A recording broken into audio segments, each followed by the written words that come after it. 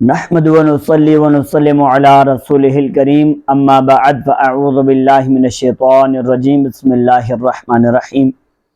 ناظرین اکرام، آج سورہ البقرہ آیت نمبر 204 سے تفسیر قرآن کا سلسلہ شروع ہوگا۔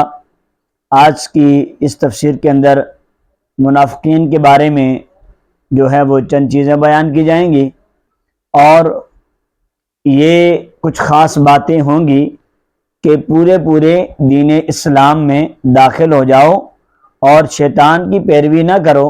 یہ نہیں کہ شیطان کی بھی پیروی کرو اور دین اسلام کی بھی چند باتوں کو مانو، یعنی کہ رحمان کو بھی خوش کرو اور شیطان کو بھی خوش کرو۔ تو ان ساری چیزوں سے منع کیا گیا کہ صرف پورے دین اسلام میں داخل ہو جاؤ اور اپنے رب کے بتائے ہوئے احکامات پر عمل کرو۔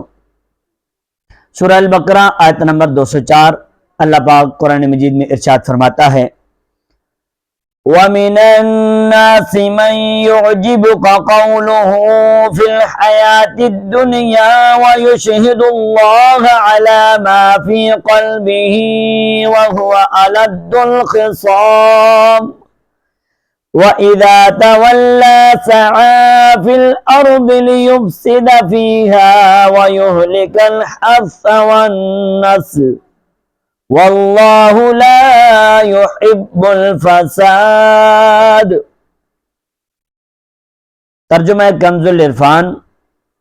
اور لوگوں میں سے کوئی وہ ہے کہ دنیا کی زندگی میں اس کی بات تمہیں بہت اچھی لگتی ہے اور وہ اپنے دل کی بات پر اللہ کو گواہ بناتا ہے، حالانکہ وہ سب سے زیادہ جھگڑا کرنے والا ہے، اور جب پیٹھ پھیر کر جاتا ہے تو کوشش کرتا ہے زمین میں فساد پھیلائے اور کھیت اور مویشی ہلاک کرے، اور اللہ فساد کو پسند نہیں کرتا۔ اس آیت کا شان نزول یہ ہے کہ یہ آیت اخنس بن شریق منافق کے بارے میں نازل ہوئی، جو حضور علیہ السلام کی خدمت اقدس میں حاضر ہو کر بہت ہی لجاجت کے ساتھ میٹھی میٹھی باتیں کرتا تھا، اور اپنے اسلام اور حضور علیہ السلام کی محبت کا دعویٰ کرتا اور اس پر قسمیں کھاتا اور در پردہ فساد انگیزی میں مصروف رہتا، یعنی کہ حضور کے سامنے تو حضور کی محبت کا دعویٰ کرتا اور اسلام اپنے کو ظاہر کرتا، بڑی لجاجت سے میٹھی میٹھی باتیں کرتا، لیکن پس پردہ جو ہے فساد انگیزی میں، فساد میں وہ مصروف رہتا۔ اس نے مسلمانوں کے مویشیوں کو ہلاک کیا اور ان کے کھیتوں کو آگ لگاتی تھی۔ یہاں مجموعی طور پر جو خرابیاں بیان کی گئی ہیں وہ یہ ہیں۔ پہلی خرابی، ظاہری طور پر بڑی اچھی باتیں کرنا، اپنی غلط باتوں پر اللہ کو گواہ بنانا، جھگڑالو ہونا، فساد پھیلانا، لوگوں کے اموال برباد کرنا، نصیحت کی بات سن کر قبول کرنے کے بجائے تکبر کرنا۔ یہاں آیت مبارکہ میں اگرچہ ایک منافق کا تذکرہ ہے، لیکن یہ آیت بہت سے لوگوں کو سمجھانے کے لیے کافی ہے۔ ہمارے معاشرے میں بھی ایسے لوگ بہت ہیں جن کی زبان بڑی میٹھی ہے، گفتگو بڑی نرمی سے کرتے ہیں، بڑی عاجزی کا اظہار کرتے ہیں، لیکن در پردہ دین کے مسائل میں یا لوگوں میں یا خاندانوں میں فساد برپا کرتے ہیں اور ہلاکت و بربادی کا ذریعہ بنتے ہیں۔ یعنی کہ ہمارے معاشرے کے اندر بھی ایسے لوگ پائے جا رہے ہیں جو ظاہراً بڑی میٹھی میٹھی باتیں کریں گے، بڑے اخلاق کی باتیں کریں گے، بڑی عاجزی کریں گے، لیکن در پردہ وہ جو ہے فساد برپا کرتے ہیں، خاندانوں میں، دین کے مسائل میں، باقی معاملات میں وہ فساد کرتے ہیں، ہلاکت و بربادی کا وہ لوگ ذریعہ بنتے ہیں۔ وَإِذَا قِيلَ لَهُ اتَّقِ اللَّهَ أَخَذَتْهُ الْعِزَّةُ بِالْإِثْمِ فَحَسْبُهُ جَهَنَّمُ وَلَبِئْسَ الْمِهَادُ۔ اور جب اس سے کہا جائے کہ اللہ سے ڈرو تو اسے ضد مزید گناہ پر ابارتی ہے، تو ایسے کو جہنم کافی ہے اور وہ ضرور بہت برا ٹھکانہ ہے۔ منافق آدمی کی ایک علامت یہ ہوتی ہے کہ اگر اسے سمجھایا جائے تو اپنی بات پر اڑ جاتا ہے، دوسرے کی بات ماننا اپنے لیے توہین سمجھتا ہے، نصیحت کیے جانے کو اپنی عزت کا مسئلہ بنا لیتا ہے۔ افسوس ہمارے ہاں ایسے لوگوں کی بھرمار ہے۔ گھروں میں دیکھ لیں تو لڑکی والے لڑکے یا اس کے گھر والوں کو نہیں سمجھا سکتے، چھوٹے خاندان والے بڑے خاندان والوں کو نہیں سمجھا سکتے، عام آدمی کسی چودھری کو نہیں سمجھا سکتا، عوام کسی دنیاوی منصب والے کو نہیں سمجھا سکتے۔ مسجدوں میں کوئی نوجوان عالم یا دینی مبلغ کسی پرانے بوڑھے کو نہیں سمجھا سکتا، جسے سمجھایا وہی گلے پڑ جاتا ہے۔ دینی شعبے میں بھی اس خرابی کی کچھ کمی نہیں۔ اللہ پاک ہمارے حال کی اصلاح فرمائے۔ یعنی کہ حال اس وقت یہ ہو چکا ہے کہ کوئی چھوٹا اپنے سے بڑے کو نہیں سمجھا سکتا، اور علماء مبلغین پرانے بوڑھوں کو نہیں سمجھا سکتے۔ وہ اپنی انا پر اور اپنی پتہ نہیں کن کن چیزوں پر اڑے ہوئے ہیں، لیکن شریعت مطہرہ کو وہ پسے پردہ ڈال رہے ہیں۔ ایسی بہت سارے شعبوں کے اندر اس ہمارے معاشرے کے اندر ایسے لوگ پائے جا رہے ہیں جن کو سمجھانا انتہا درجے کا مشکل ہو چکا ہے۔ لوگ اپنی مرضی سے ناجائز چیزوں کو جائز کہہ رہے ہیں، اور جو جائز چیزیں ہیں ان کو معاذ اللہ ناجائز کہہ رہے ہیں۔ اب ان کو کوئی سمجھانے والے نے اب سمجھایا جائے تو آگے سے گلے پڑ جاتے ہیں۔ اللہ اکبر، یہ حال ہے۔ اگلی آیت، وَمِنَ النَّاسِ مَن يَشْرِي نَفْسَهُ ابْتِغَاءَ مَرْضَاتِ اللَّهِ وَاللَّهُ رَءُوفٌ بِالْعِبَادِ۔ اور لوگوں میں سے کوئی وہ ہے جو اللہ کی رضا تلاش کرنے کے لیے اپنی جان بیچ دیتا ہے، اور اللہ بندوں پر بڑا مہربان ہے۔ اب اس آیت کا شان نزول یہ ہے کہ حضرت صہیب رومی رضی اللہ عنہ مکہ مکرمہ سے ہجرت کر کے حضور علیہ السلام کی خدمت میں مدینہ طیبہ کی طرف روانہ ہوئے۔ مشرکین قریش کی ایک جماعت نے آپ کا تعاقب کیا تو آپ سواری سے اترے اور ترکش سے تیر نکال کر فرمانے لگے، اے قریش،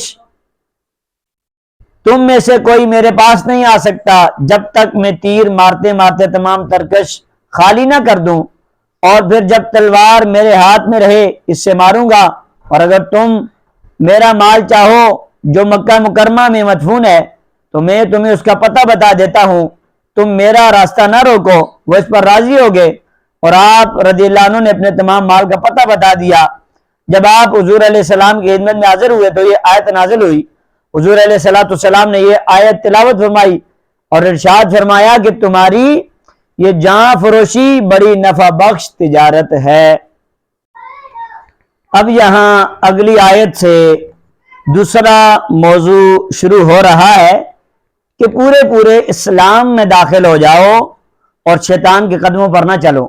اللہ پاک قرآن مجید کے اندر ارشاد فرماتا ہے، یا ایہا الذین آمنوا ادخلوا فی السلم کافۃ ولا تتبعوا خطوات الشیطان انہ لکم عدو مبین۔ اللہ فرماتا ہے، اور اے ایمان والو، اسلام میں پورے داخل ہو جاؤ اور شیطان کے قدموں پر نہ چلو، بے شک وہ تمہارا کھلا دشمن ہے۔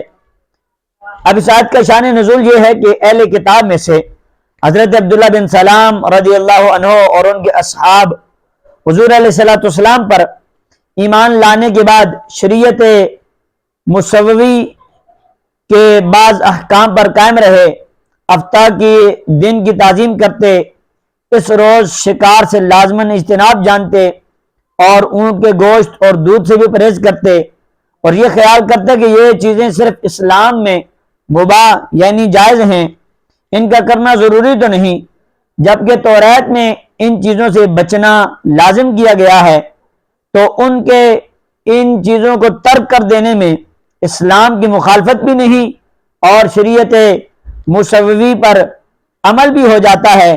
اس پر آیت کریمہ نازل ہوئی، ارشاد فرمایا گیا کہ اسلام کے احکام کا پورا اتباع کرو، یعنی توریت کے احکام منسوخ ہو گئے، اب ان کی طرف توجہ نہ دو۔ یاد رکھیں داڑھی مڈانا، مشرکوں کا سا لباس پہننا، اپنی معاشرت بے دینوں جیسی کرنا بھی سب ایمان کی کمزوری کی علامت ہیں۔ جب مسلمان ہو گئے تو سیرت و صورت، ظاہر و باطن، عبادات و معاملات، رہن سہن، میل برتاؤ، زندگی موت، تجارت و ملازمت، سب میں اپنے دین پر عمل کرو۔ نیز بھی معلوم ہوا کہ مسلمان کا دوسرے مذاہب یا دوسرے دین والوں کی رعایت کرنا شیطانی دھوکے میں آنا ہے۔ اون کا گوشت کھانا اسلام میں فرض نہیں، مگر یہودیت کی رعایت کے لیے نہ کھانا بڑا سخت جرم ہے۔ کافروں کو راضی کرنے کے لیے گائے کی قربانی بند کرنا بھی اسی میں داخل ہے۔ یوں ہی کسی جگہ اذان بند کرنا یا اذان آہستہ آواز سے دینا سب اسی میں داخل ہے۔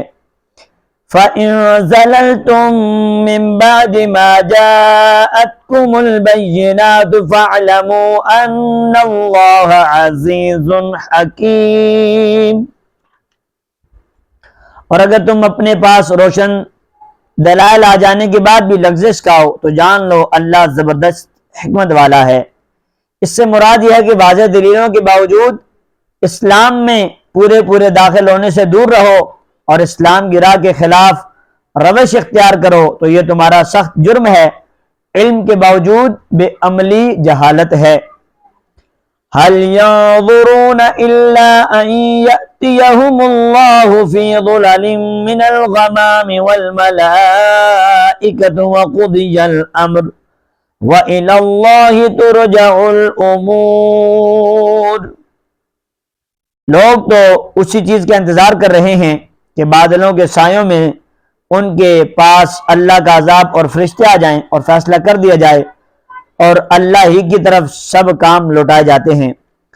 فرمایا جا رہا ہے کہ دین اسلام چھوڑنے اور شیطان کی فرمانبرداری کرنے والے کس چیز کا انتظار کر رہے ہیں؟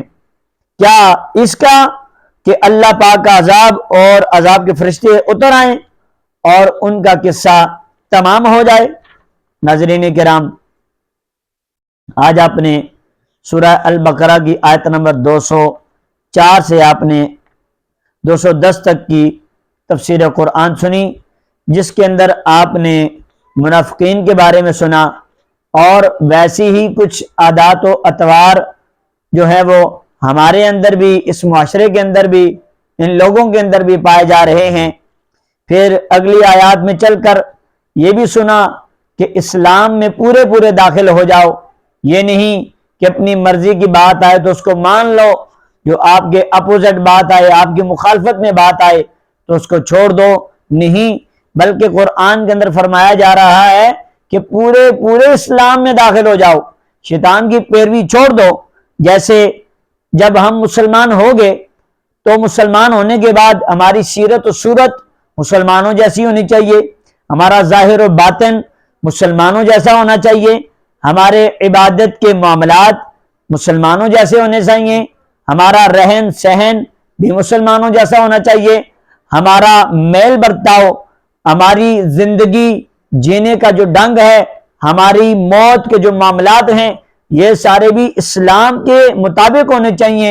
ایسے ہی تجارت ہم کرتے ہیں تو تجارت بھی اسلام کے مطابق ہونی چاہیے، اور اسی طرح ملازمت وغیرہ بھی ہم کرتے ہیں تو اس میں بھی ہمیں اسلام کے معاملات کو دیکھنا چاہیے کہ اسلام اس ہمارے بارے میں ہماری کیا رہنمائی کرتا ہے۔ یاد رکھیے گا کہ مسلمان کا کسی دوسرے مذہب یا کسی دوسرے دین والوں کی رعایت کرنا یہ شیطان کے دھوکے میں آنا ہے۔ جیسے اونٹ کا گوشت کھانا اسلام میں فرض نہیں، مگر یہودیوں کے نزدیک جو ہے اس کا گوشت کھانے سے منع کیا گیا، تو اب یہودیوں کی رعایت کے لیے اس کو نہ کھانا تو یہ بہت بڑا جرم ہے۔ اسی طرح جیسے ہندوؤں کے نزدیک گائے ان کی جو ہے ماتا ہے، فلاں ہے، تو اب ان کو خوش کرنے کے لیے اب گائے کی قربانی بھی چھوڑ دینا، ان چیزوں کی بھی اجازت قرآن و سنت نے ہمیں دین اسلام نے نہیں دی ہے۔ ہمیں دین اسلام یہ کہتا ہے کہ ہم اسلام میں پورے داخل ہو جائیں اور اسلام پر ہی عمل کریں اور شیطان کی پیروی کرنے کو چھوڑ دیں۔ اللہ کریم کی بارگاہ میں دعا کرتا ہوں اللہ پاک مجھے اور آپ کو عمل کرنے کی توفیق عطا فرمائے۔ آمین بجاہ النبی الامین صلی اللہ علیہ وآلہ وسلم۔